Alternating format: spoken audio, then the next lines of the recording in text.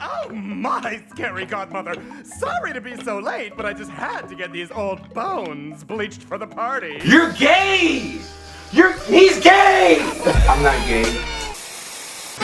Yo, what's good, fam? Instrumentality's on that we good again. And we flipping out like the end of my brim. Tryna get that good, so I throw in the fin. Getting it in, living it win, reminiscing. We could give a fuck about tomorrow's begin. So we at Water Tower till they think that we residents. Posted on walls like Facebook messages. Spooky season.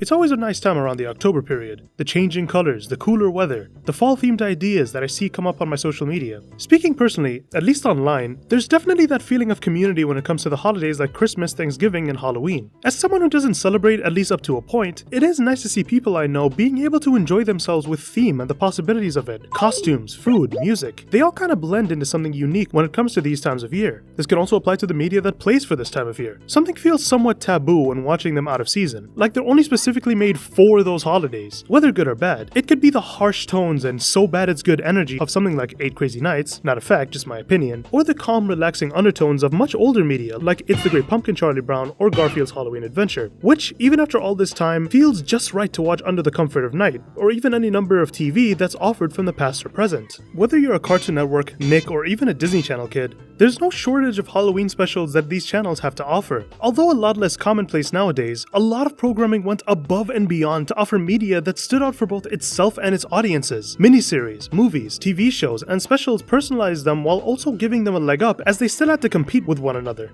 And, for just the occasion, and to make some kind of October upload, I thought I'd dig into what's probably one of the most interesting Halloween specials to come out of Cartoon Network in what feels like forever. Scary Godmother. Released back in the far-off year of 2003, oh god. This was kind of an unintentional game changer for 3D animation as a whole. At a time where the medium was still in its early baby stages with Pixar still testing tech in new waters and DreamWorks just starting, here the special was trying to push what the tech could really do, and that's what we're covering today, going over its history, its 2 movies, and just what a weird old 2003 movie did for animation going forward. Everybody strap in, cause this one's kind of been a long time coming. As much as Halloween has its charm of changing leaves, trick-or-treating, ghouls, vampires, blood, and other scary and shocking oddities, how are you guys with books? Because it's been commonly discussed as a part of the franchise's history, but for those out of the loop, Scary Godmother was once, in fact, a series of children's books. First published in 1997 by Sirius Entertainment and continuing into the early 2000s, the author, Jill Thompson, was inspired to create the stories of her love for Halloween and wishing to share that love with her first niece the moment she was born. The niece would be named Hannah, as an adjacent to the main protagonist of the movies, and with each book in the series relating to some aspect of the children in Thompson's family, especially with her credits working in the original 90s Wonder Woman series and the Sandman comics. Her experience made the Scary Godmother books reach the eyes of numerous kids that got to enjoy the stories that were told, including the eyes of a certain company to get the ball rolling on something great. Mainframe Entertainment, with such works from the time being miscellaneous music videos and the first Canadian computer animated cartoon, Reboot, was on the up and up with their cartoon lineup, despite the many financial displacements with their parent company, Alliance Communications. As soon as Mainframe had the ability to become a publicly traded company and Alliance sold a majority of their shares, Mainframe actually lost millions. Despite its previous accolades. The IMAX Corporation did eventually invest in the company, but despite that, there were some losses. Even if Mainframe got to soon pick up themselves since then, it would be a rocky environment to pick up anything. So, in 1999, Mainframe bought the rights to Scary Godmother, and of course, it ran a course. The production of Scary Godmother was as smooth as it could be, considering Jill pushed for a 3D style with a test animation that was created to dip some toes into water, so initial hopes weren't as bad to say the least. However, Mainframe had less than $500,000 to work with, so a lot of workarounds had to take place, such as voice actors being suggested to voice more than one character, and Thompson herself building the idea through co-producing, set designing, and art direction. However, for whichever product at the time, it was only decided by Thompson herself that Scary Godmother had to be a test special to compromise between multiple specials and a fully fledged show. But enough of me yapping. Let's get to what you guys are all here for. Scary Godmother itself.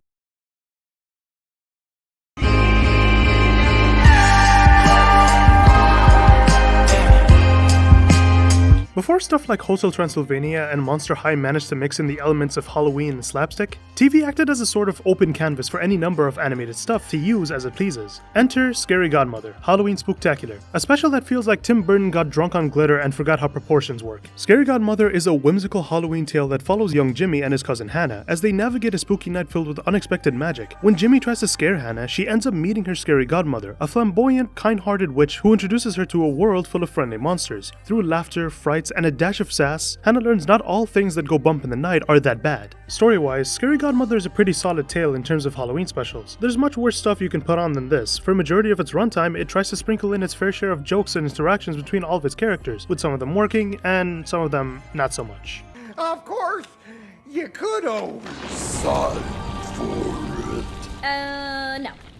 Sorry. My soul is worth more than 12 pizzas. In terms of cast though, they can be pretty endearing at times. From the main Wicked Witch herself to the vampires to Bugaboo, the monster that lives under kids' beds, all of them sport designs almost one-to-one with the author Jill Thompson's work, as well as all coming with their fair share of charm and voices to boot. If you ask me, my personal favorites are both Scary Godmother and Mr. Scully Pettibone, since both their dynamics just radiate best friend energy when compared to the rest of the cast. Behind all the goofy puns and CG, there does exist that feeling of community here. Like these are characters that feel like they've known each other for some time, and the special does try to push this with the dialogue, for better or worse. No, please, I'll do anything. I know you will, Harry. You'll help me in the pumpkin patch, you'll knit spider webs, clean the tombs. Oh yes, you'll probably have tonight paid off by Halloween next year. Enjoy your pizza. One of the most overlooked aspects of Scary Godmother is how it subtly teaches emotional intelligence through its Halloween lens. The titular character isn't just whimsical, she's a master of empathy. She helps our main character Hannah confront her fears, not by dismissing them like so many people attempt to do, but by reframing them with kindness and humor. Something that does make this movie stand out. The entire Frightside crew models acceptance of difference. Bugaboo, Count Max, even the werewolf Harry all embody traits that would typically be feared, yet they're shown as lovable, flawed, and even emotionally complex. It's a spooky story that gently nudges kids, and even some adults, to recognize and name their feelings, embrace others' quirks, and see vulnerability in strength. That being said, I'm sorry, but I really gotta give this special some shit. Like, it insanely slows down at times, particularly around the points where the story cuts back to Hannah's cousins and the movie's quote-unquote antagonist, Jimmy. So many scenes from this feel like it's just an excuse to push the movie's runtime more and more without giving us any substance, and definitely doesn't do this special any favors by being here. They all just feel like your typical 90s group if they were mixed in with Bulk and Skull from Power Rangers. Literally, a Burger King Kids Club of villains. Now, you might be wondering why I call this movie something that quote-unquote changed 3D animation, and apart from just making a good YouTube title, that's because of the most glaring aspect of it. The film's animation, though dated, kind of acts as a visual marvel of some kind, sporting what many people in the industry would call cell shading or toon shading. For any beginners out there, this is the act of creating a shape in a 3D software, let's say Blender for example, and adding flat blocks of color to emulate a more cartoony style. You have to keep in mind that back in 2004, we've only known the stylings of Pixar and DreamWorks, and even then, they weren't even good at what they were doing either up until a few years into their existences. Sure, animating talking toys or insects doesn't look as bad, but when looking at any number of human designs, a lot of them have a hell of an uncanny feeling to them. I'd say around the time of Monsters Inc. was where they got their human designs just right with Boo. The company behind Scary Godmother, Mainframe Entertainment, really went above and beyond to replicate Jill Thomas's style, with some of their own directors like Zeke Norton going on interviews about the process. We thought we'd try to capture the style of Jill's artwork by creating something that resembled an animated 2D watercolor painting, but when she saw our concept, she said, no, I want it to be a 3D version of what I'm doing. The same attention can also be brought to the character designs too, ditching the more realistic proportions and sporting looks much more similar to the author Jill Thompson's style. Even looking at it now, the models for the monsters and Hannah have a much more unique look and feel to them when compared to everything else, emulating a lot more of the artist's 2D drawings and sketches than outright remaking the character designs from the ground up. Even the backgrounds have much more of a low poly look with black outlines a lot of the time. You know, speaking of, I'm pretty sure this was the same design philosophy used for the Walking Dead games. That being said, the animation definitely hasn't aged well as other products from the time. A lot of the shots just have that uncanny valley look to them. I understand that this was one of the first major big breaks for Rainmaker Entertainment, the studio that made this, Reboot, and Beast Wars, but the models really don't translate well for when they try to do exaggerated facial expressions or posing, especially Jimmy and his cronies near the end. Those eyes! Those horrible yellow eyes! That, and them trying to emulate a lot of the Looney Tunes type scenarios near the end of the movie. Like, I get that this is an early computer animation, but holy shit does this look unsettling at times. At the end of the day, it remains a charming, albeit dated piece of media. It's definitely made with a crowd that skews a lot younger in mind, so I can't give it too much in terms of criticism. But, safe to say, I enjoyed this one. But that being said, there's a lot more where you least expect.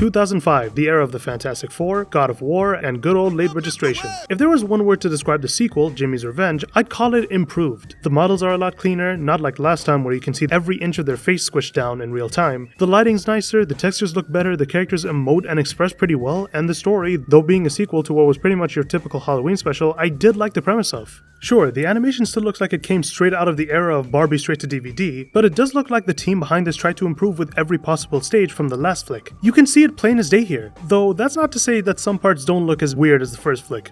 What are they saying? Ugh. We follow both Jimmy and Hannah the Halloween after that fateful encounter with Scary Godmother and the others. While Hannah's handling Halloween much better, Jimmy on the other hand isn't. So much so that he's come up with the new goal to cancel Halloween that year. Little does he know, all his attempts are actively weakening the Fright Zone and Halloween itself, so it's up to our group of trick-or-treaters to save the holiday. Right off the bat, the special comes off very different plot-wise when compared to the first. It feels like this weird mixture of about 60% Looney Tunes shit with Jimmy's shenanigans and 40% Scary Godmother activity, similar to the first movie. Don't get it twisted though, I do enjoy a lot of the different stuff they do here. It has an air of uniqueness to it, and with the animation and polish helping it out a ton, I do majorly enjoy this over the first. While most Halloween specials focus on costumes, candy, and spooky fun, Jimmy's Revenge flips the narrative by showing how one character's sabotage attempts ripple across both worlds, including the fright side. His efforts to ruin Halloween by smashing pumpkins, stealing candy, and ruining costumes don't just affect his peers, but destabilize the very fabric of the fright side itself, a twist that I genuinely didn't see coming. Jimmy's always framed himself as a sort of antagonist for these movies. His refusal to process his feelings leads him to isolate himself, manipulate others, and ultimately fail. And seeing him become an actual villain for the second one kinda makes it come full circle in a weird sort of way. The CG contorting his face to actually look like a demon is a super creative choice to go with for these movies. I also do like the ever so slight Grinch motif with some of his scenes. Very nice touch. I did also enjoy this special's take on the lighter side of a holiday that's traditionally all things scary and creepy. For a special that's called Jimmy's Revenge, it was a nice change of pace to see Hannah, a character who was nothing but scared during the first Scary Godmother, handle things that go wrong on the chin. It was pretty endearing. I can totally see the kids that see this taking a message like this to heart, and that's something I can call the rest of this flick, honestly. Endearing. Its cast, its idea, its world, its style. They show a sense of uncertainty with the medium, sure, but also the want to entertain and enlighten its audience, which is what a lot of animated projects should be. In an age where almost everything is controlled and held hostage by the corporations that control it, sometimes stuff like this just acts as a good reminder that animation can and will still want to show what it's made of, even in the weirdest ideas. Year after year, it feels like we exist in an age where the theatrics of a holiday are taken for granted more often than not. While I wasn't always around to see them, it felt like a proper thing for these networks to show and do for their audiences, not only to relate, but to also keep that bond, that relatability in mind. In a similar way to how logos nowadays are getting constantly stripped down and changed to something less recognizable, so too is the idea of a holiday-themed thing for a network, an idea I covered in a video not too long ago. It's wild to me how the holiday magic that used to beam from every TV network has mostly fizzled out. Back in the day, you could count on those cozy marathons, themed bumpers, and festive specials to set the mood. Cartoon Network, Disney Channel, and even ABC Family had their own signature holiday vibes. Now, it's mostly scattered across streaming platforms, and while a few places still try, that unified nostalgic feeling of flipping through channels and stumbling on something special is kinda gone. And Scary Godmother felt the same. It left a quirky little mark on everyone who watched it, especially those who caught it as kids. It wasn't just the Halloween vibes or the offbeat animation style, it was the way it made spooky feel safe, magical, and kind of hilarious. And I could see that when I was in the middle of making this video. I mean, hey, it might not have been as big as Nightmare Before Christmas, but it still has a strong presence online, with fan art, cosplays, even people making video essays on the thing to this day. So, safe to say, people still damn well remember it. For a lot of people, it became a nostalgic comfort watch, the kind of thing you quote with friends or remember fondly when October rolls around. Whether it was the sass of Scully or the charm of Scary Godmother herself, the movie carved out a weirdly warm place in people's hearts, and honestly, that's the kind of impact that lasts.